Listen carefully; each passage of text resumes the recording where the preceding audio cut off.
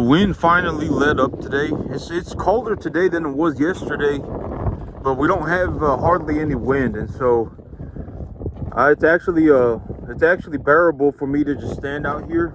It's not too bad. Yesterday, I think it was like with the wind, it was like -1 or something like that, and the wind was blowing real hard for the last 2 days. But today, the wind finally let up. Starting tomorrow, it's supposed to start getting warm again, but my field is still green. It's not that it's alive, but the grass is still frozen. If y'all ever go to the grocery store and just look through like the frozen vegetable section, you'll know that if like the vegetables are frozen real fast, they'll actually retain their I guess they'll retain their vegetableness, right? I mean, they still you can buy frozen vegetables.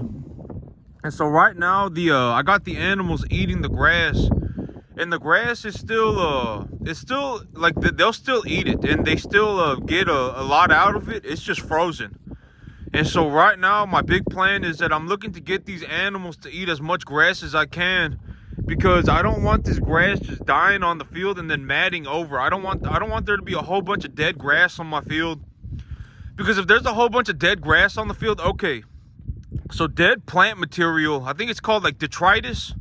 There's a word for dead plant material, but dead plant material, it will retain a lot of moisture, and it will also retain a lot of bacteria and fungi.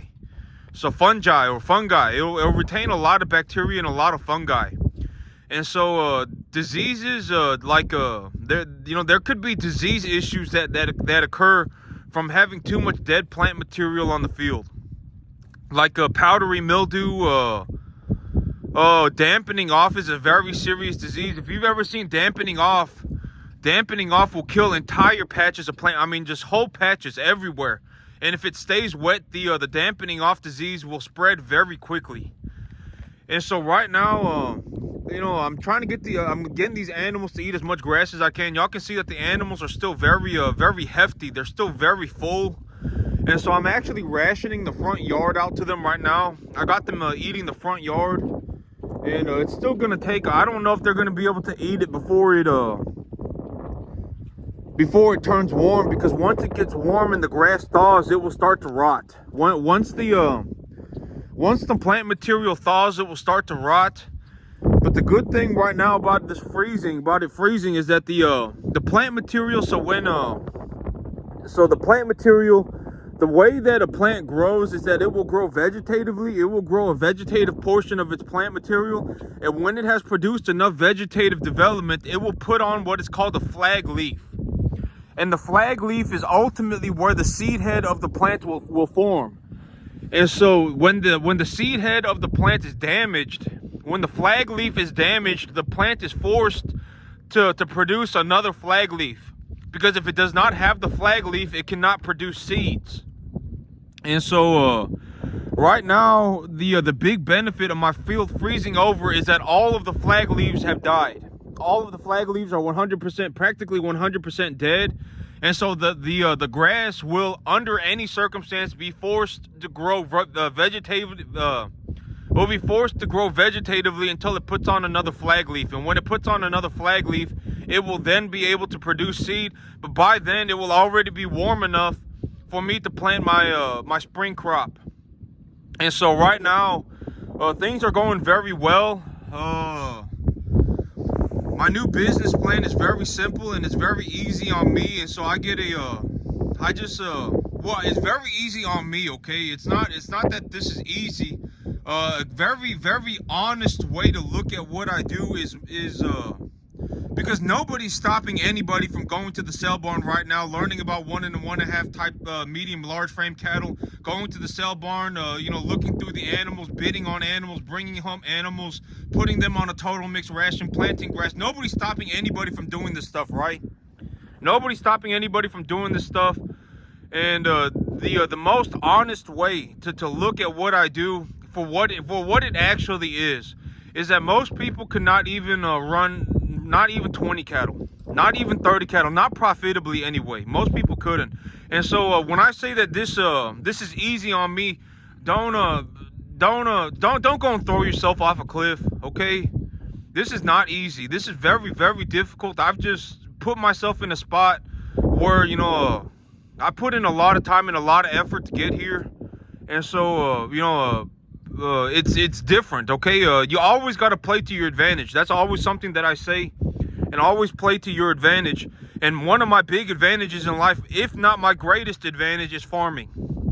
I'm very, very, very good at farming, and that's the one thing that if I was gonna, and it's not just farming in general, a lot, I'm very good at just this. Like, I don't have much equipment, realistically, I could that's my big advantage, is that I have a small scale farm that produces a lot of money. That's my big advantage. I don't have to put very much at risk. I risk about $600-700 a month, and I make about $3,000-3,500 of net profit. That's my big advantage. I don't put much at risk. I work with very, very, very minimal equipment. And like me, I don't have any hay baling equipment. I let my cattle bale all my hay for me. They walk around and they eat all of it up for me. My grass comes in very well. I do very good for myself. Financially, in terms of, because money is money, right? And so in terms of financially, as a farmer here, I do very well for myself. And, if somebody really wanted to, get here one day, and if they really were dead set on it, oh man, I'm legit, because legitimately swear on my life, since I was about 18 years old, for the last 15 years of my life, 14 years of my life, the only thing I've ever thought about doing was farming. I told myself since I was 18 years old that the only thing that there is out here in the world for me is to be a farmer. And the only thing I'm going to do is be a farmer. And if somebody's dead serious set on it like me, and it doesn't matter what anyone else says, and they're just going to go out and they're going to go and be a farmer, in about 14 years, you want to be somewhere around here. Something like this, and after about 14 years, you want to be able to do something like this. This is this right here, what you're seeing, makes a lot of money. It makes a lot of money, and it can be scaled as well. It can be scaled to as much money as you need.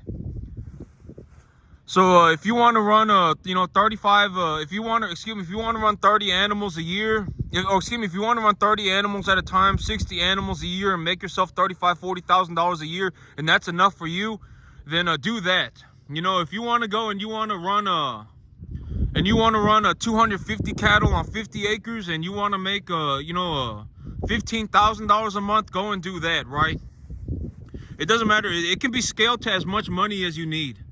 Granted that the big limiting factor for business in terms of scaling is that, if it wasn't me out here doing this, it would be very difficult, because then this person would have to get paid, and that person would have to get paid, and this person may not care as much as me, and that person may care more than me, but the person over there, they don't care as much, and and now we're being forced to work as a team, and it's not a good. It can turn into a very bad situation unless you have like a group of people that are just 100% diehard committed. It is just very difficult to operate a team that's going to be successful. It genuinely is. And so, like when I look at the things that I do, it's not impossible, right? I mean, everyone has the capacity to just sit there and focus themselves 100%. The only thing that I have left in the world for me, if I'm not a farmer, I'm legitimately nobody. I have nothing. If I don't go into, if I give up farming, I have nothing. Farming is the only thing in the world that could possibly be for me. You have to give up everything, and at that point, if you stick to it for about 15 years, you could be here too. You would be out here running 1 to 1.5 type medium large frame animals. You'd be planting your grass. You'd be running a total mixed ration. You'd be taking soil data. You would be running a business plan. You would have all these things going for you as well, as long as you dedicated yourself for a long enough period of time, and you committed yourself to it 100%. And but that's the thing about scaling, is that scaling for me, when I look at scaling, because there's only so much that I could do in terms of scaling, because if I scale, I can scale and I can, do whatever, right? I can send my soil off to a lab and collect data, and do all sorts of stuff and hire a veterinarian or whatever, take all my animals to a veterinarian every single time. If I need my animals to be vaccinated or castrated or worked on, I could just take them to the vet every single time. But if I do it that way, my business becomes a lot less efficient. A lot less efficient. The whole reason for me to run a business is to put money in my pocket, right? At the end of the day, the whole reason for me to run a business is to put as much money as I can into my pocket. And so, if I have to, go and pay the vet, this much every single month, and I have to pay, and let's say I take my I put my I've seen what these universities and stuff, like when they do their soil tests and stuff, it's not very impressive. I mean, it's always just kind of like oh, it's not great, but it's not bad. Like when they give soil data information and then they grow a crop on that soil, their information is not very good, but it's also not very bad. It's not like, oh man, these people are phenomenal. And so, like I always say, when I see a small window of opportunity, like on my field, if I see a small window of opportunity to increase my biomass accumulation by twofold for a few weeks, for even just a few weeks, those few weeks of twofold biomass accumulation can turn into a field that has 5 times more grass on it than any other field. It can drastically increase the output of the field. And the way to think about this is, okay, so let's say I have a piece of grass on one field, right? That's just growing at a steady rate. It's just growing at a steady rate. And what I've said in the past is that, and I still say it today, is that plants grow proportionately. And so think about this like this. This is a very good way to think of it. This is how I think about plant material. And this is from what I've seen, and in terms of my experiences, this is the information that I have collected. So let's say I have one piece of grass, and that piece of grass is growing 10% a day. I have 2 pieces of grass, and they're growing at 10% a day. But on grass number 2, I see a small window of opportunity to double its plant material, the biomass accumulation for, let's say, 2 weeks. And so it grows at 20% a day for 2 weeks. So now it's gone from 10, and if you add the numbers up, I can't do the numbers in my head, but 10% of 1 is 1.1, right? If I add 10% on 1, it's 1.1. And then if I add 10% on 1.1, it's 1.21. And then if I add 10% on 1.21, it's 1.34, and so on and so on. But if I'm growing plant material, I have 2 plants. And on the second plant, I see a small window of opportunity to increase my plant material accumulation by twofold for 2 weeks. It will go from 1.1 to 1.2, and then it will go from 1.2 to like 1.6, and then it'll go from like 1.6 to like 2.3. The biomass accumulation increases drastically. And that's why when like we look at my field and we look at, like a field down the road or whatever, I see fields all over the place. It's like, why does my grass accumulate so much more biomass than the other fields? And that's probably one of the reasons why, other than just proper mineral applications. In terms of diagnosing mineral deficiencies in my field, I diagnose mineral deficiencies pretty well to a relatively phenomenal level. At a relatively high level, I am able to accumulate mineral data off of my field by just observing plant material, and I do that by I don't just look at the grass. It's a lot easier to walk through a field and be like, I have a clover plant over here, and I have a broadleaf plant over here. And the broadleaf plants are easier to accumulate or to collect data off of. So broadleaf plants are easier to collect soil data off of, and you'll know what's in your soil because the plants will be accumulating the minerals out of your soil, and through the roots. And so when we look at my field and it's like, why does my grass look so good? Why does my grass look like 15 times better than the other fields? Why is that happening? There's a lot of reasons for it. Why am I able to run, 6, 7, 8 cattle an acre. Why am I able to do that? And it's because my plant material is accumulating biomass at a very rapid rate. And to accumulate a plant material at a very rapid rate, it's you got to learn how to diagnose the minerals, diagnose the mineral levels in your soil properly. You have to know how to do that properly. You have to know, like when I look at the things that I actually do on a daily basis, right? Because me as a farmer, it's not just farming, it's also a business plan. It's farming, it's running cattle. There's a lot of things to it. I keep an eye on the commodity markets, and there's a lot to it. It takes a lot of time and it takes a lot of effort. And this is not something that I just learned over the course of 1 year or even overnight. Or realistically, if somebody was very smart and they committed themselves to it 100%, even in 10 years, there's a chance that you're not going to make it. Not to this level. Probably not. I'm just going to be completely honest, okay? Like stuff like this, it takes a long time. It takes a long time. Like, if you're smart, maybe 12 years. But realistically, even if you're 20% not as smart, maybe, like me, this is my 14th year, right? And I didn't make any money until my 13th, 14th year. I'm just about getting on my 15th year now, and I didn't make any money in farming until my 14th year. But when I started making money, I made money very fast, like $30,000 a month fast. And so, at the end, until the very end, I just had to stick to it no matter what. That was the big thing that happened for me, was that, until the 14th year, I didn't make any money, but I still stuck to it. I didn't just magically get good like this at the 14th year. I've been farming for a long time. And I didn't just magically wake up on my 14th year and just be able to do all this like this. That's not how the world happened for me. I was doing it even though I was not making money. I still was going as hard as I could.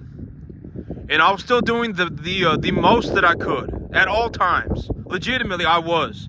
And the work speaks for itself, right? Like, the work speaks for itself. This cannot be faked. You cannot just show up and fake it till you make it. Farming is a hard skill. It's either you can do it or you can't. And it's the same way, it's like building a house. Either you can do it or you can't. It's not just some magical foo-foo dust adventure, journey. It's not. Farming is a hard skill. Either you can or you can't. And especially when you got a lot on the line and you got a business on the line and stuff like that, you'll know you can't when you go bankrupt. And that's the thing that people need to be prepared for mentally as well. Like me, if I do all this and it turns out that I can't do it, well, congratulations, now I'm bankrupt. That's the outcome of not being able to do things in real life. In actuality, in real life, that's the outcome. Either you can or you can't, and if you think you can but you can't, you go bankrupt. And so that's something that people need to be prepared for mentally as well. Like, nobody cares what anybody thinks. If you can't do it, you can't. Objectively, you cannot. Even if you thought, whatever, right? I was born a farmer and whatever, right? If you can't, you'll go bankrupt. And so, like this farm out here, like when you, I think it's like the whole idea of, if you want to be a chef, you need to eat good food, right? If you want to be a chef, you need to eat good food. When people look at what I do,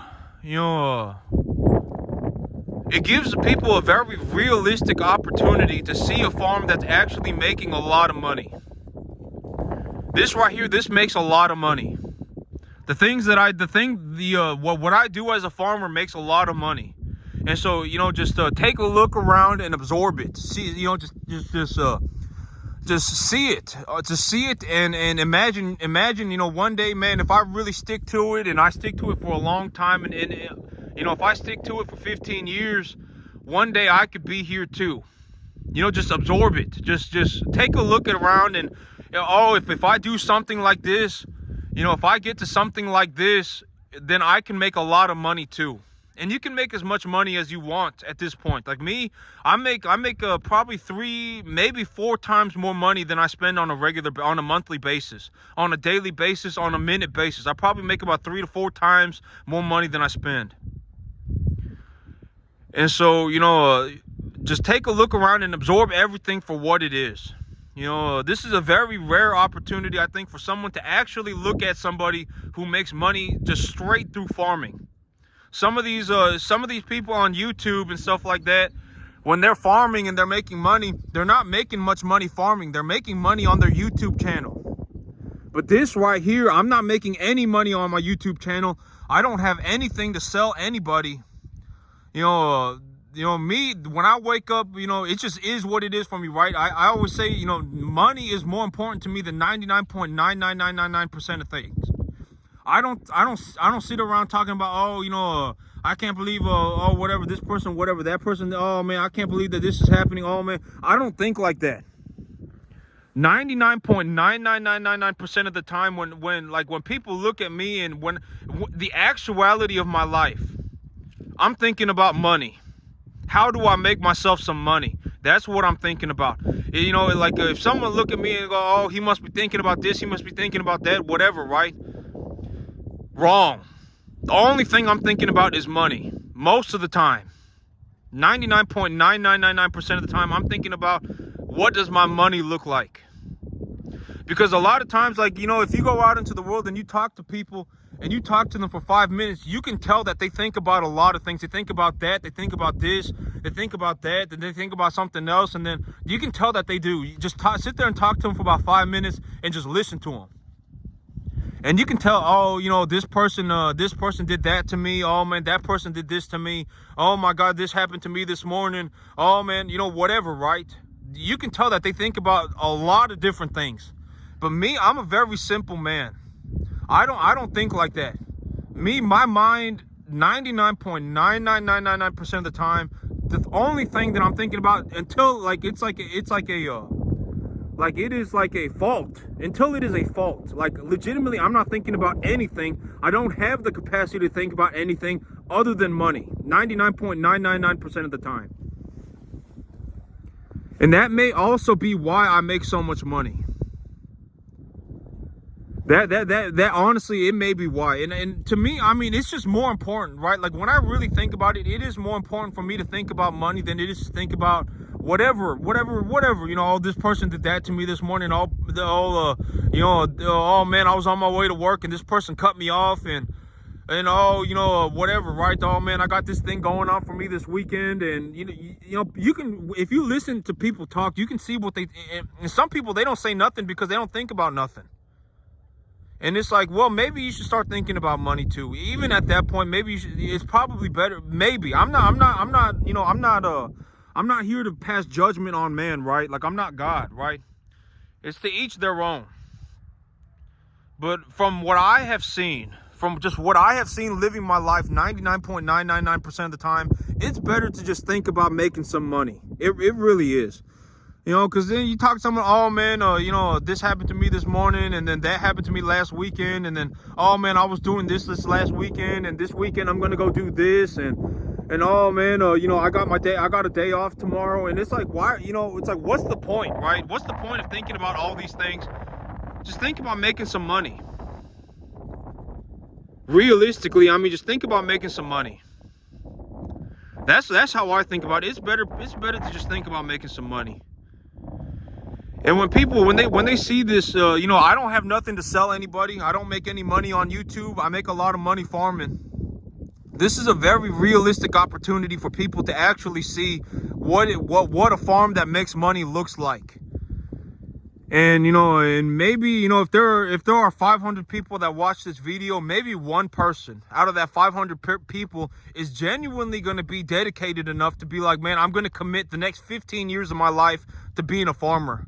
And even if I'm not making any money until the 14th year, I'm still going to go balls to the wall, so that when I hit that breaking point on my 14th year, I will be so good that the money will come into me so fast. I will legitimately make so much money so fast that on my 14th year, it won't matter. You know, and one person, legitimately, but I wasn't thinking like that. But when I look at my life, that is actually what happened. You know, I had to spend 14 years of my life just farming balls to the wall, learning as much as I could, not making any money. And then on the 14th year, it was like, oh my God, I can't believe I'm making $30,000 a month. And so, I mean, you know, that's actually what happened to me. Like, legitimately. Like, I'm not saying that to be a stupid or anything, or to be a liar or anything. Legitimately, until my 14th year, the only thing that I did was just practice. It was like, the only thing I did was practice. I had to learn. I had to teach myself business. I had to teach myself real estate. I had to teach myself farming. I had to teach myself cattle. I had to teach myself, you know, veterinary. I had to teach myself all of these things. And, you know, I didn't make any money until my 14th year. And when I started making money, it was like, oh my God, I actually made it. I actually made it. When I started getting paid was, you know, because I always had a feeling that I was good, you know, because, you know, I'd just be practicing. And so I would know what I was capable of, right? And I would see other people farming, and I would take a look at their fields, and I would take a look at what they got going on. And I was like, objectively, you know, all emotions aside, objectively, I am doing much better, right? And so, it just honestly, it is what it is. Objectively, you know, you can't lie. Like, I mean, I could walk through my field and collect plant data, collect biomass data, you know, whatever, and then we can go and collect biomass data off of another field, and we can compare the two numbers. But it ain't hard to tell, right? You just take a look at a field that's doing very well, and you'll know. Immediately, you'll know. And so, that's it for me today, YouTube. Y'all have a good one.